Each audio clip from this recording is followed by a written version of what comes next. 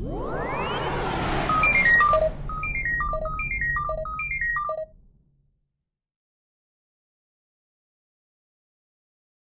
everybody. It's MicheleMarieDalene, and today, of course, is the 17th of June. It's going to be a warm one, not really super bad, but by Monday and Tuesday next week, it is definitely going to be a lot warmer than it is now. Today, we're going to just kind of recap with you what's going on, because I have attempted to do a couple broadcasts a couple times, and because of reasons that are a little bit more complicated than I could go into at the time, they didn't work out too well. No, it's not technical problems. It was more of people problems, or my problems, actually. So I just wanted to try to recap with you.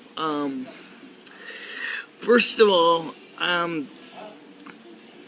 I have gotten some of the parts for the amplifier project. Not everything, of course. I still have to order a lot more, but at least I have some things. So one of the things I was going to do was to start putting together all the little itsy bitsy pieces to build the amplifier project, and I didn't want to focus on that specifically, but it is pretty much the headliner, so that's what we are going to talk about it some. I haven't really got the amplifier thingy as far as finding some of the mites nailed down. We still have a couple things that we have to deal with. The first problem is that I'm running into has to do with the final details. The amplifier project is, for the most part, looks like it's going to be finished by November, December. But we can't, me and Lemmy have chewed through this piece of information so many ways to Sunday that we can basically have given each other a migraine. The first problem is are we going to go with a box or a tabletop display type thing where we can just show all the tubes? I kind of like the box idea, because then I could probably make it look really nice, a nice wooden case that would look good. And also protect the amplifier from my cats, and my cats will be protected from the high voltage. There's nothing wrong with having the amplifier exposed. There's an advantage to that, which is the tubes run hot. So if we had it as an exposed amplifier, it would just mean, I got the hiccups now, like that, huh? It would just mean that the tubes will run cooler, but they would be at the mercy of my cats, and they're small, they're glass. My cats don't mean harm, but they can be a problem. We've had some problems with one of my cats. Last time we had a problem with one of my neighbors, it was Fame causing problems last year. This year it's Rusty causing problems. With almost the same kind of circumstances, with a different twist. Rusty's mate, his girlfriend, lives in apartment number 4. And so he, of course, being the alpha male, wants to be near her and his offspring. And the woman that takes care of his mate and her kittens doesn't want him there, because she said that he doesn't like her very much. I'm talking about the human. And he hisses at her, and she says he's vicious. I said to myself, that's not really vicious. Vicious is when somebody attacks you without even saying a word, a warning. Rusty shoots plenty of bullets across your bow. He's very dominant. He wants to But so obviously he's he's angry, he's scared, he wants to go hide. He's kind of like me in that sense. I mean, because that's why he acts like me, I think. It's because I spoiled him rotten as a kitten, and he's gotten away with so much. If anything, he's kind of like the affluenza teenager. He's never, ever, really gotten in trouble with the law. He's never had to worry about reprisals for bad behavior. He's just kind of enjoyed, the swinging lifestyle. But that's Rusty the cat for you. I mean, he's a good cat. He likes me, but even with me, he's kind of has his distance. He doesn't always come really close to me either. It's not like it was when he was only a year-old kitten. I mean, he's a full-grown cat. He's like he's like a young man. He's in the prime of his youth. He's 3 years old. He's got everything going for him. By the time he's 5 to 7 years old, just like me and a lot of people in the world, he's gonna slow down. He's gonna wanna, just take it easy. And that's just what cats are. And my neighbor doesn't understand that, and she's like, "No, I don't want him in my house because, he's intimidating to me. He's scary to me." And he's like, because every day he just sits. He likes to sit in this one place in her house and doesn't really do anything. He just wants to sit there. He crawls on the ball, trying to relax in a fetal position. He doesn't want to argue with anybody, and she's got a voice like a dental drill. And me and her and Rusty Fame, her cat Sasha, Rusty's daughters, her parents and I were all packed into the yellow house together on 108 Main Street.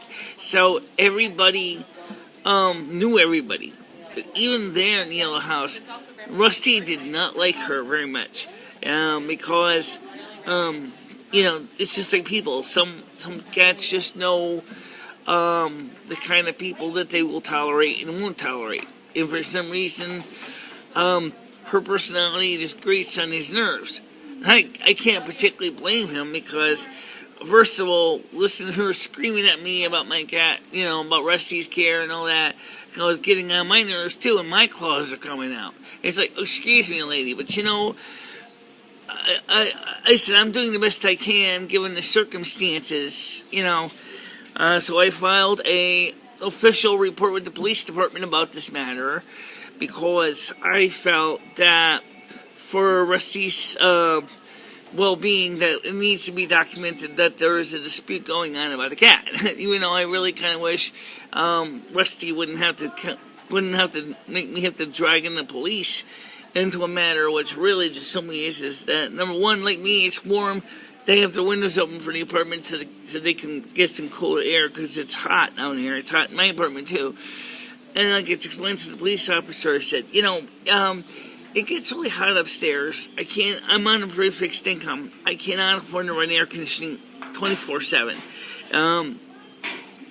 It would be different if I was working, and I had a steady job, and I had a steady income, that I could probably run an air conditioner then and run up $160 to $200 a month electric bill.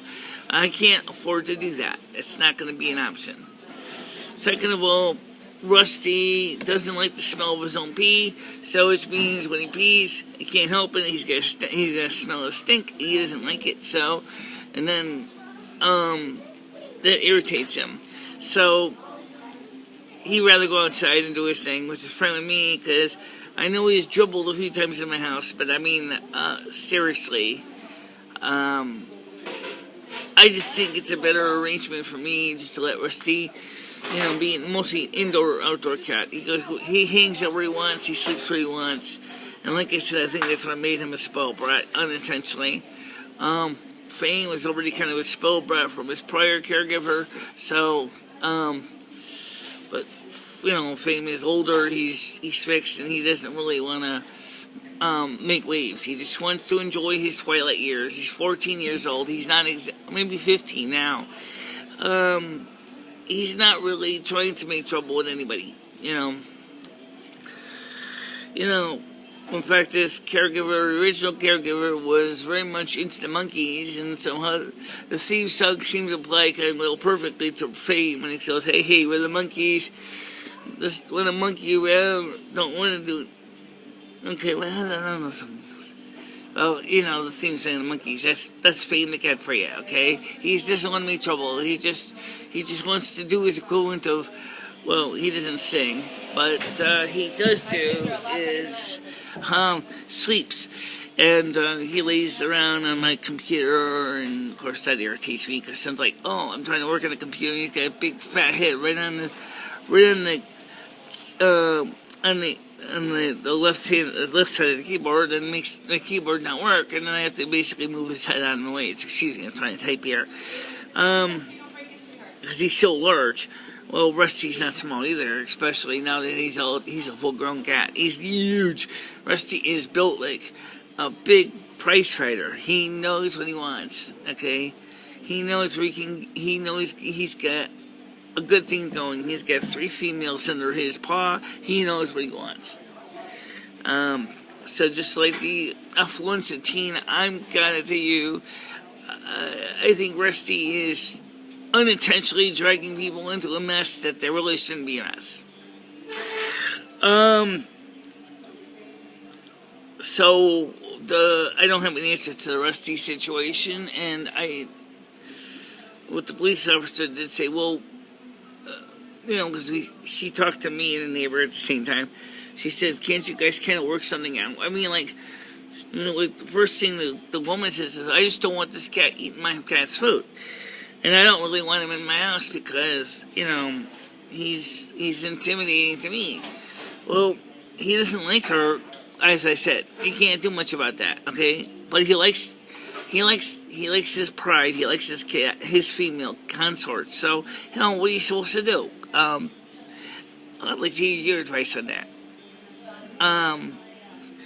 Because, if I had an outdoor enclosure for him, or I had a screened in area, or more like, not screened in, but maybe say something more like Rabbit Hutch wired enclosure, where he could go ahead and have a backyard where he can do cat things and still have a place to feel like he's outside, like a fenced-in place that he could go, I would be happy. And unfortunately, that's not this building, okay? But it's no guarantee it's going to keep the cat out of harm's way, because, you see, cats are very creative at getting into trouble. Lots of years of experience to back that up. So even that's not going to necessarily stop the cat from getting himself into a problem, Alright, so, that's pretty much where we've been for the last few weeks. Besides eBaying and ordering parts as best I can. Gotta order some each month. There's about $400 of the parts I gotta buy. That's approximate. I might change the order as we go. Right now I'm getting the basic bare necessity components that you're gonna need for any electronics thing, because they're gonna get some capacitors and the resistors. I got the ceramic capacitors and the resistors. But now what we gotta do is get the electrolytic caps, and there's a few specific audio grade capacitors that we need for our circuit. And once we get those other components, we can then we still gotta buy the power transformers and the audio transformers. And like I said, it's it's stressful, and I apologize that I haven't really focused much in the video, and of course, it kind of sucks. I don't really have my CashApp jobs right now, so I'm really worried about my eyes too, because they look like they're holding their own, but sometimes it seems like the computer work I've been doing the last few weeks. The eye strain is getting to be horrendous. I'm really kind of feel really sorry for my eyes. I really do, because I think that they're taking a tremendous beating on trying to keep up vision. Ugh. my joints hurt. My muscles on my side hurt today. I don't know. I think actually it's an intestinal problem because, I think because of all the anxiety and the fact that it's been a long time since I've actually talked to you. I think all the latent aches and pains that have not been addressed on video is finally being addressed out on video. So you're getting a chance to hear some of this stuff, and it's like my body is kind of in a healing mode of detoxifying or something. I don't know. Anyway, so, when's Dory coming again? I have no idea when Dory's coming, because, I thought she was going to be at my house yesterday, and then she said she might be at my house today. And right now, the girl that was the background voice in the Donald Trump video is staying at my house for a while because she's between places. And so, I really puts me in a bit of a quandary because, I don't. And Dory asked me a question. She says, "Would you rather go out? Would you rather go out with her or me?" I said, "Well, I know you a lot better. I liked you from the very beginning. We get along great. But me and the other girl, I don't think that's gonna happen." And that's the truth. But one of the things is that I want to do more things than sit on my, at my computer and just looking at parts on eBay for amplifier. I mean, that's enough that's the well that gets me to go stir crazy. All right, let's talk about something else real quick. Here's the question. Abomination. In rotten Clinton, do you think that tightening up the gun laws is going to make things necessarily better for preventing terrorism? I don't think that's the only solution to the problem of what's going on. I think the other part of the solution is the part that you guys are not looking into. And here it is. Why are we letting all these strangers in here in the first place? When you guys are the ones who perpetuated and created the problems, and you have now basically sent all these Syrian and other refugees flooding into the U.S. and Europe. And all of a sudden now, because you're letting all these people come in, no documentation, no promissory notes, no nothing, no, promise to behave notes. You guys have they're flooding our cities. They're bringing their value system into our country, which is not conducive and not supportive of. Actually, it is kind of to an extent, but the problem is that they come from a very oppressive regimes, and that's what's causing all kinds of problems for everybody. Nobody really wants to talk about it, but Donald Trump has been bringing it up, and I agree with him on this. Is we have got to come up with better policies on how to deal with these people. We can't even provide for our own people that were born and raised in this country. Or our veterans. Why are we supporting everybody else's problems? We gotta support our own people first. I mean, what about all the people that are handicapped, and all the people who want work and can't find jobs, and all the people who are in food stamps that were born here and raised here? Why? And they can't find the jobs. And yet, you'll go out there and you'll give programs and grants to immigrants from Syria so they can start businesses. Whereas the American people can't even get the kind of help they need to start a business. If you want to talk about, you hear the word racial profiling a lot in this country, okay? Unless politics, political race here, nothing about race. Racism.